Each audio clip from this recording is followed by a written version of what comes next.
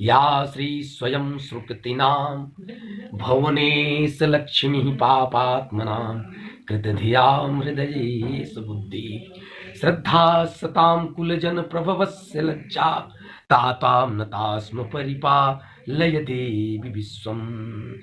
शीतले त्वं जगत माता, शीतले त्वं जगत पिता, शीतले त्वं जगत धात्री, शीतलायै नमो नमः।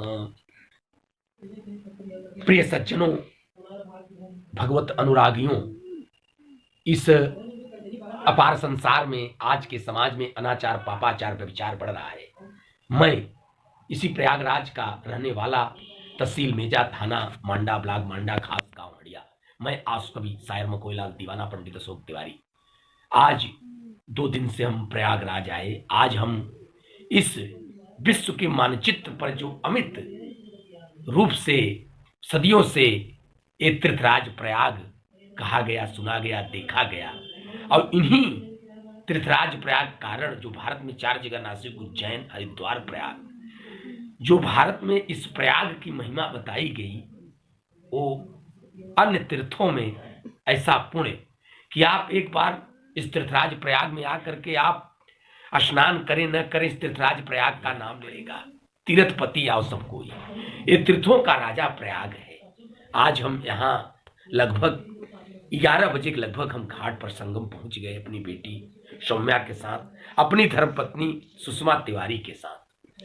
और बहुत दिव्य जल में, ठंडा जरूर लग रहा था भाई, जाड़े की ऋतु है, लेकिन यहाँ आकर के ऐसा मन में सारे ईर्षा विकार दूर हो गए। मन एक कहने लगा कि यहीं हम बैठे रहे, यहीं देखते रहें। इतने लोगों की श्रद्धा, भक्ति, जन सैलाब, सबसे बड़ी तीर्थ तो है ही है। भारत इसलिए विश्व का धर्मगुरु रहता है, आया है और रहेगा। इतनी साफ सफाई की 24 घंटे झाड़ू, नालियों में कहीं भी कोई किसी प्रकार का कचरा नहीं, देवतुल्य लोग, ब्राह्मण, पंडित, भागवत वक्ता, ज्ञानी, विज्ञानी, विशारद, इतने अच्छे अच्छे लोग मिले कि आह्लादित हो गए आज कवि दीवाना जी। अय प्रिय भगवत अनुरागियों, हमारे कहने का भाव यह है कि आप कहीं भी हो संसार में, इस माघ महीने में जो ये कल्पतरु, कल्पवृक्ष है, इस प्रकार से कल्पवृक्ष है कि जो मांगो दे दे, उसी प्रकार से तीर्थराज प्रयाग है।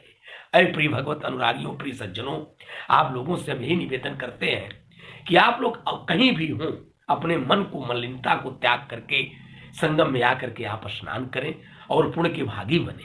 क्योंकि बताया गया कि अपने अपने घरन की सब काहू को पीर, तुम्हें पीर सब घरन की, धन धन रघुवीर। आप स्नान कर लेंगे। और एक कहानी भी आपको बताएं कि आज के 5-6 वर्ष वाले हम आए थे, उसे तो आते रहते हैं प्रयाग, लेकिन हमारा भाई राजन, उसकी पत्नी और उसकी साली, एक पटुक महाराज यहाँ पर श्रीमद् भागवत आप रिसर्च करेंगे मोबाइल के द्वारा तो निश्चित उनकी कथा भजन के माध्यम से, श्रीमद् भागवत के माध्यम से बताया गया कि अगर व्यथा को हरती है तो सिर्फ कथा हरती है, वो भी भगवान की कथा, ईश्वर की कथा, राम की कथा, श्याम की कथा, रघुनाथ की कथा, हनुमान की कथा, माँ की कथा। तो रास्ते में हम लोग चले तो लगा कि चले, कमरे पर कीटगंज में रहती है हमारी बेटी, लेकिन रास्ते में जब बैठे तो भटुक महाराज का आश्रम में आ गया। परमात्मा ने तीर्थराज प्रयाग में हमको उनके आश्रम, चाहे महाराज तुमको नहीं पहचाने, लेकिन महाराज पहचान गए। थोड़ी जो पुरानी बातें याद दिलाए तो महाराज इतना सम्मान किया, तुरंत पेड़ा मंगवाया, चाय बनवाई, प्रसाद कराया। और श्रीमद् भागवत की कथा आज भगवान कृष्ण के जन्मोत्सव की दूसरे दिन की कथा थी। इतना बढ़िया व्याख्या दिया बटुक महाराज की आज कवि दीवाना, और इतना बढ़िया सही श्लोक के द्वारा आंख में आंसू आने लगे। धन्य है बटुक महाराज, और धन्य है ये विश्व के मानचित्र पर अपनी अमित छाप छोड़ने वाली ये नगरी तीर्थराज प्रयाग की। आज कवि दीवाना के पास शब्द नहीं है। ये हम जो बोल रहे हैं, ये तीर्थराज प्रयाग की महिमा, हम तो बहुत तुच्छ हैं, हम तो मूर्ख हैं, कुछ नहीं कर सकते। लेकिन आप लोगों से ही निवेदन है कि इस माघ महीने में आकर के आप तीर्थराज प्रयाग में अवश्य आइए और संगम तट पर जाकर के स्नान करें। जो अदृश्य सरस्वती का पुण्य, माँ गंगा का पुण्य, यमुना का पुण्य, और आपके मन के विकार को अवश्य दूर होगा और आपको मोक्ष प्राप्त होगा।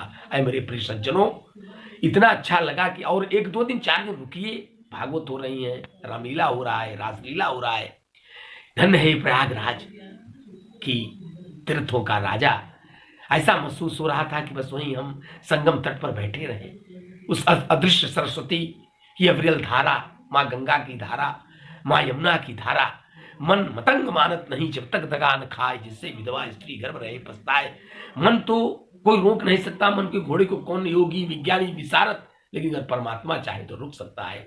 अरे मेरे प्रिय सज्जनों, आप लोगों से ही निवेदन है कि आप लोग निश्चित इस माघ महीने में आकर के संगम तट पर गंगा मैया संगम में आप स्नान करें और अपने जीवन को कृतार्थ बनाएं, क्योंकि जीवन बहुत अनमोल है। और प्रिय सज्जनों, आपको बता दें, इस मृतलोक में जो हमारा आपका जन्म बड़ी भाग मानुष तन पावा, सुर त्रिलभ सुर ग्रंथिन गावा। और व्यास जी ने बताया कि येषाम न विद्याम न तपो न दानम ज्ञानम न शीलम न गुणो न धर्म ते मृतलोके हुई भार भूता मनुष्य रूपेण मृगाश्चरन्ति पिबन्ति नद्यः स्वयमेव नाभ्य स्वयं न खादन्ति फलानि वृक्षा नादन्ति शस्यः खलु आरिवाः मृतलोके हुई भार भूता मनुष्य रूपेण मृगाश्चरन्ति पिबन्ति नद्यः स्वयमेव नाभ्य स्वयं न खादन्ति फलानि वृक्षा नादन्ति शस्यः खलु आरिवाः परोपकाराय शताम विभूते। धर्म बताया कि अष्टादश पुराणेषु व्यासस्वचनम द्वयम परोपकाराय पुण्याय पापाय परपीडनम। अगर आप किसी को कष्ट दे रहे हैं तो इससे बढ़कर पाप नहीं बताया गया, और अगर आप किसी की मदद कर दिए, सेवा कर दिए, तो इससे बढ़कर पुण्य नहीं बताया गया। तो यह जीव का मैका है। अभी हमें आपको ससुराल चलना पड़ेगा, वहाँ माँ बाप मिलेंगे, वहाँ सास ससुर मिलेंगे, वहाँ हमारी आपकी खेती मिलेगी। तो ऐ मेरे प्रिय सज्जनों, इस तीर्थराज प्रयाग में आकर के ससुराल की हमें आपको तैयारी करनी है। और आइए इस संगम तट पर अपने जीवन को आप कृतार्थ बनाएं, क्योंकि बलवान का न बालक बांका हुआ, सदा दिन दुखी सताए गए। टेढ़े वृक्ष लखे नहीं कोई, सदा सीधा प्यारा चलाए गए। विषधारी को दूध पिलाया गया, मछली कटिये में फंसाई गई। सिंह का दान भगवान कभी बकरे बलवेद चढ़ाए गए। संसार कितना स्वार्थमय है। गरीब और दुखिया व्यक्ति सताए जाते हैं, क्योंकि मीन मरे गहरे जल में, कबहून मरे जलते बिलगाए। अमृत पान करे विस्ते, कबहून मरे विषपान कराए। नारी सुखी परदेश पति, कबहून सुखी प्रतिकंठ लगाए। पाप करे सुतरे तुलसी, हरदम हो तरे हरि के गुण गाए। आप लोगों से हम तो आपको कोई आदेश नहीं दे सकते, लेकिन हाँ निवेदन कर सकते हैं। अगर आप 100 मन आप गेहूं पिसवा करके पूड़ी आपने बनवा दिया, हजारों टीना घी कढ़वा दिया, लेकिन सब बेकार है। कोई असहाय है, कोई गरीब है, कोई भूख से लंगड़ काना लूंज तड़प रहा है, अगर आपने उसको भोजन करा दिया। यहाँ हमें ओम नमः शिवाय महाभंडारा भी देखने को मिला। बताया गया कि धन्य है वो लोग, 24 घंटे अनवरत भंडारा चल रहा है। जिसकी इच्छा है महाप्रसाद ग्रहण कर अपने घर भी ले जाए।